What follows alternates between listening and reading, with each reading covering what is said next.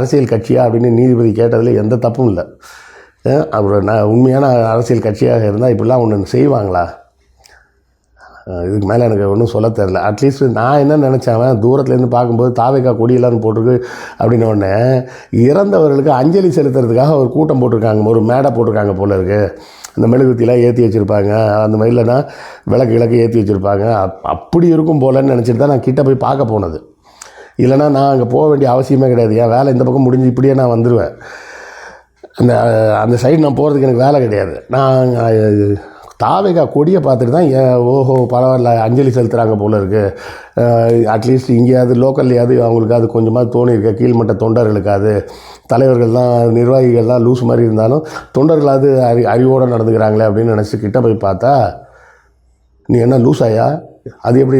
நாங்கள் தாவேக்காக்காரன் அறிவோடு நடப்போம், நாங்கள் தற்கூரி தான், அப்படி தான் நடப்போம், நீ அப்படி எதிர்பார்த்தனா அது உன்னோட தப்பு அப்படின்னு சொல்கிற மாதிரி அவங்க ஆயுத பூஜை கொண்டாடிட்டு இருக்கிறாங்க.